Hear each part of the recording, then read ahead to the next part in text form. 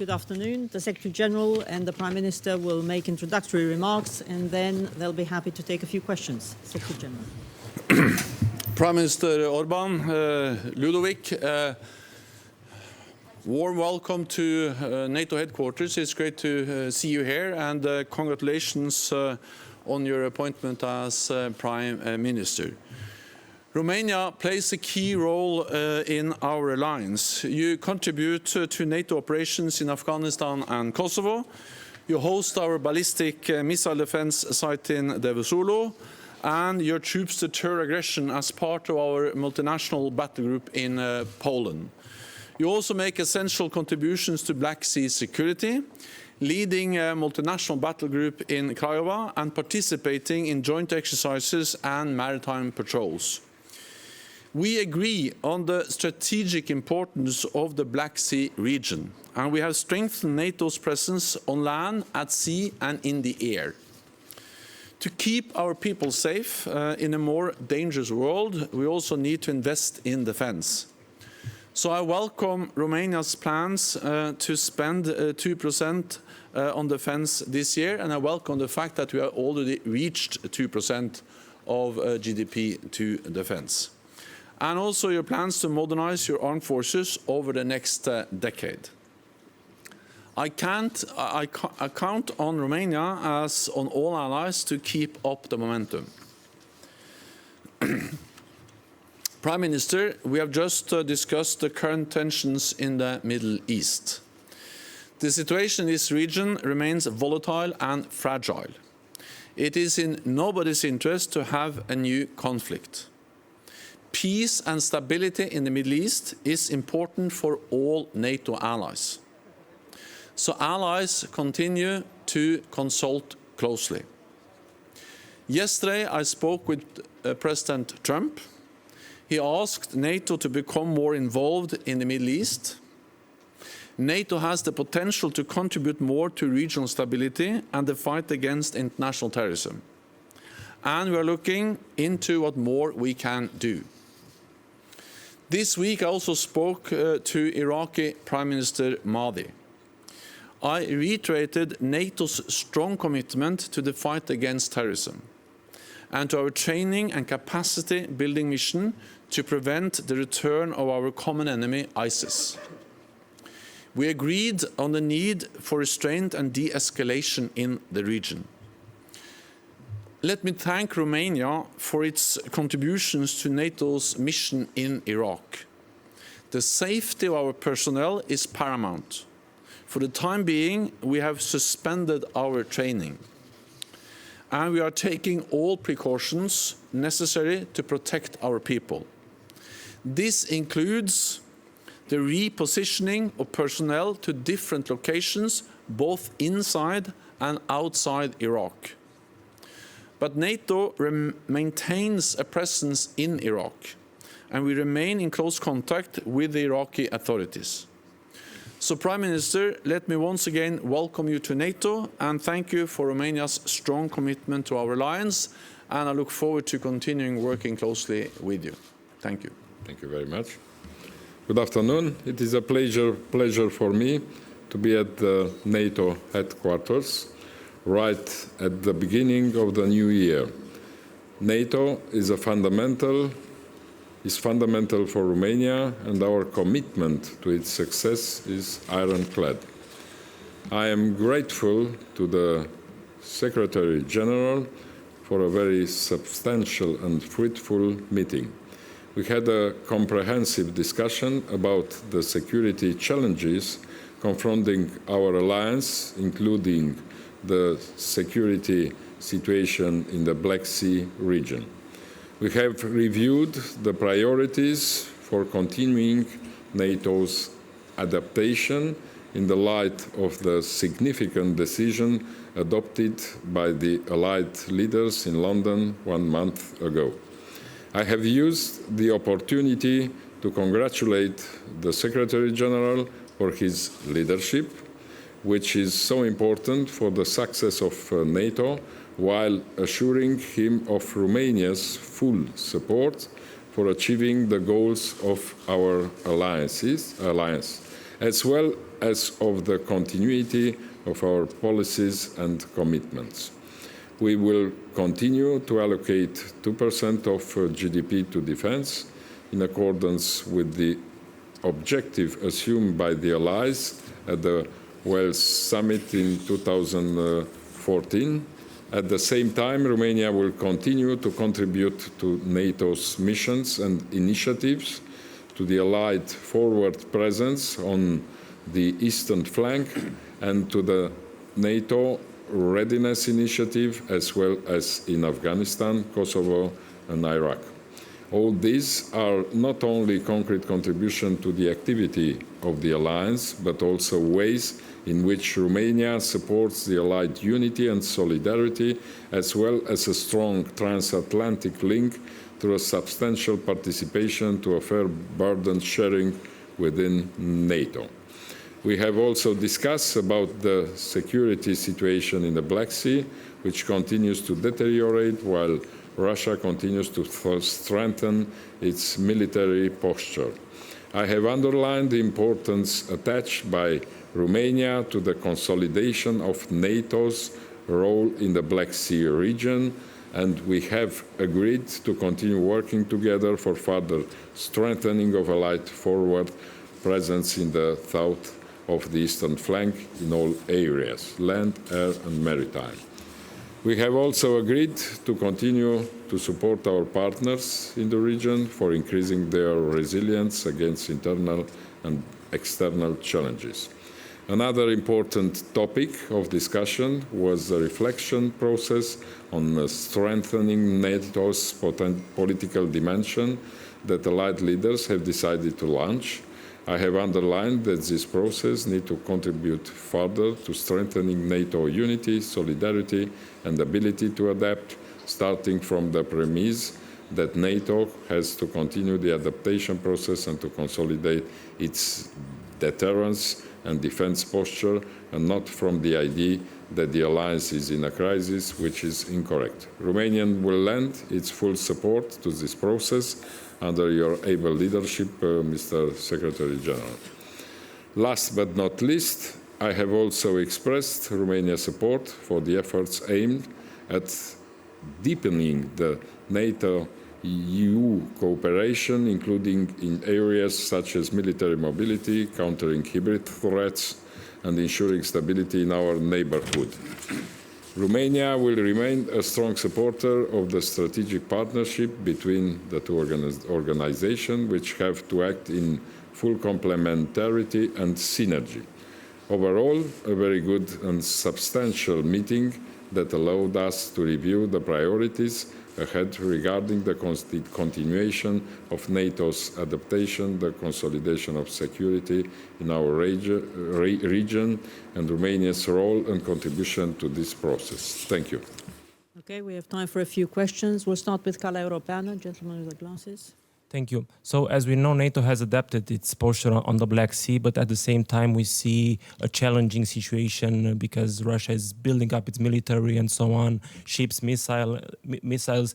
In this context, does NATO intend to update its posture on the Black Sea region and also on the Middle East crisis? During the attacks on the Iraqi bases where were hosted Allied forces, does the Aegis Ashore missile defense system, which is hosted by Romania as part of the NATO's defense system, it has functioned, let's say, properly? Thank you.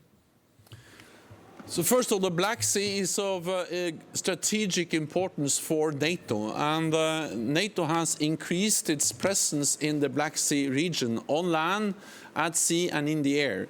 With enhanced air policing, with more naval presence, and also with more presence with land forces, especially with the tailored forward presence and the brigade we have in Craiova.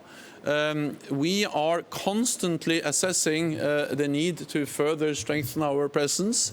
We have to remember that 3 of our member states are littoral states to the Black Sea: Romania, Bulgaria, and Turkey. And then we have 2 close partners, Ukraine and Georgia, who are also Black Sea countries. We are also working closely with them, helping them, working with them, exercising with them. I recently visited Ukraine. The whole North Atlantic Council visited Ukraine, and we saw how we are helping them to, for instance, build naval academies and strengthen their naval capabilities. So on top of that, we have increased the readiness of our forces so we can easily, quickly reinforce, and we are also conducting more exercises. So the Black Sea region is of importance, great importance for NATO, and we have to remember that what triggered the adaptation, the strengthening of NATO's collective defense, which we have seen over the last years, was actually the illegal annexation of Crimea in the Black Sea.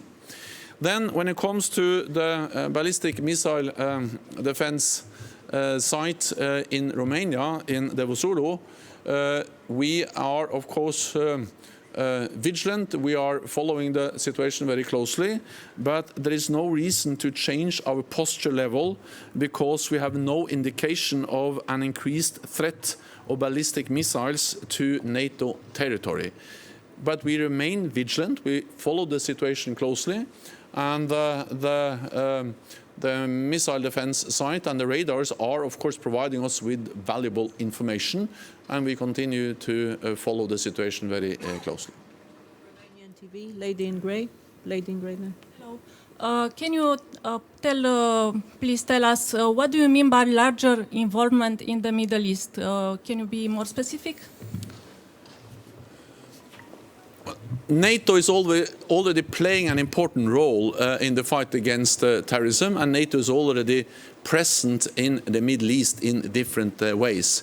If you look at the wider Middle East region, we are of course present in Afghanistan with our train, assist and advise mission there.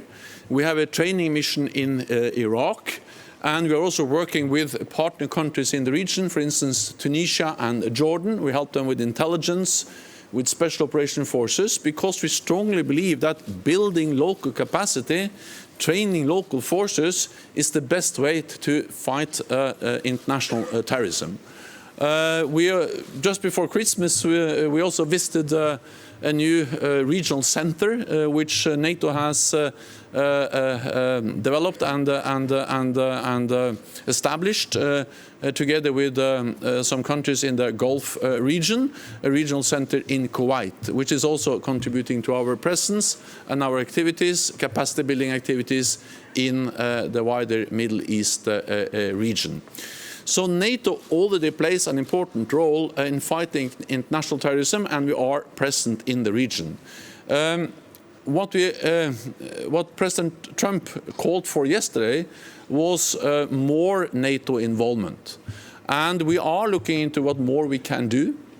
I will not speculate about the outcome, but I will say that I think that NATO has the potential to do more.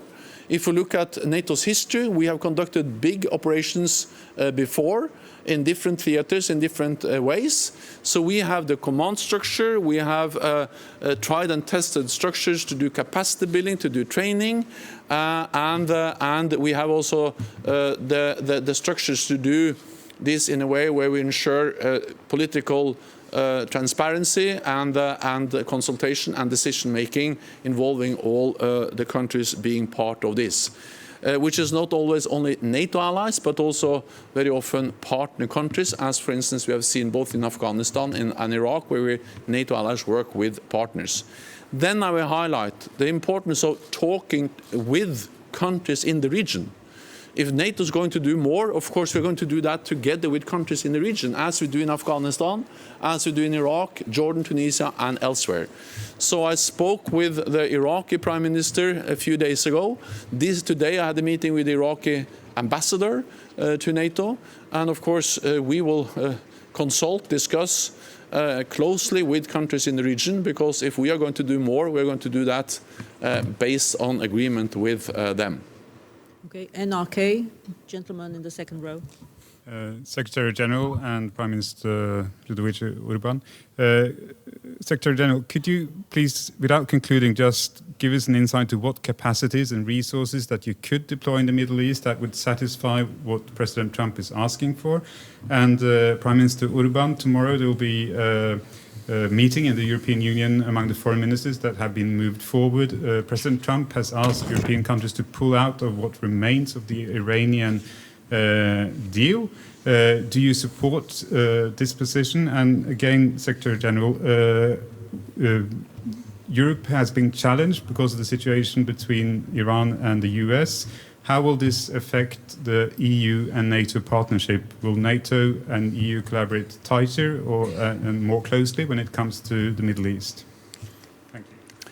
So we are now looking into what more we can do to help to stabilize the Middle East and to fight international terrorism.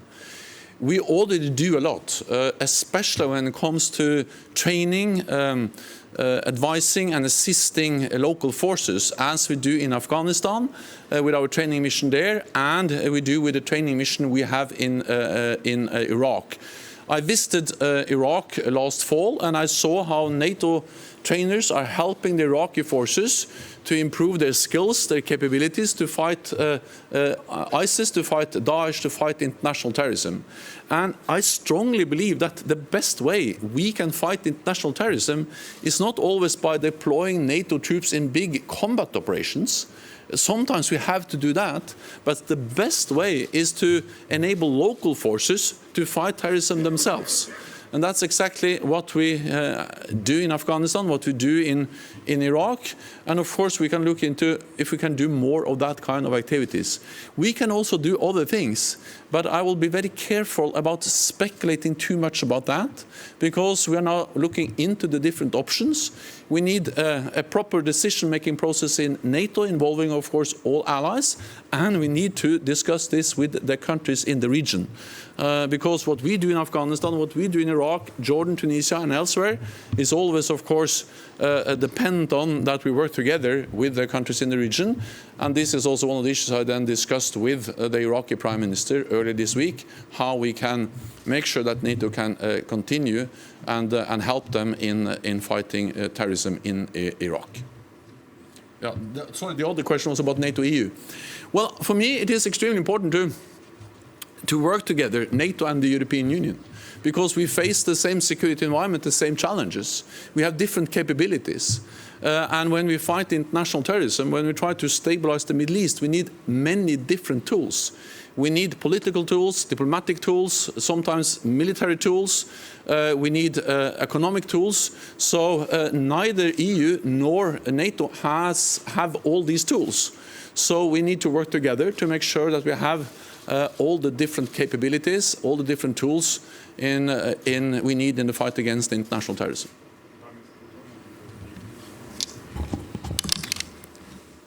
I think the appeal is not addressed to Romania, because our position was very clear from our point of view. Iran should respect the provision regarding the non-proliferation of nuclear and for other things are very clear. I cannot answer in the name of other countries, European countries. Very last question, NPR Deutsche Welle. Hi, Terry Schultz. Thank you very much. Since you've already given lots of answers on this, I've got to try more. When you told President Trump that you believed that NATO could do more, surely you hadn't had time to discuss in that very few moments since he made the announcement with all of the allies. So did you already have the feeling that all 28 are going to support perhaps diverting some resources to this new request of the United States? And to the Romanian Prime Minister, do you believe that given your concerns are in a different part of the world than the Middle East, as are many of the other allies, is that something you would like to see NATO money, NATO resources, NATO planning go to the Middle East when you feel that there are pressures right on NATO's borders? Thanks. I would just say that President Trump has been very consistent in his message about NATO. He has called on European NATO allies and Canada to invest more, and he has called on NATO to do more in the fight against international terrorism. We are delivering more when it comes to investing, to spending, burden sharing. We still have a long way to go, but I think all NATO allies, including the United States, recognizes that that we are making progress when it comes to burden sharing defense spending. We are also, and we have also stepped up our efforts in the fight against international terrorism, working with countries in the region, North Africa, the Middle East. We have established a training mission in Iraq.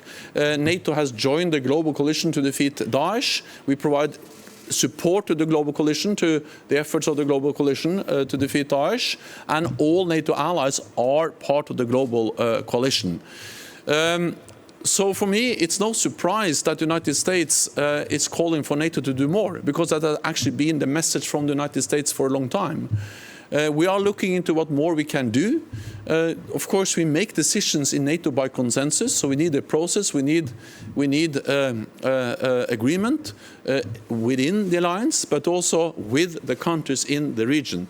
And this will take some time, but I welcome the fact that we now are looking into what more we can do, because we need to fight international terrorism. There's no way we can avoid doing that. It's a threat to all of us.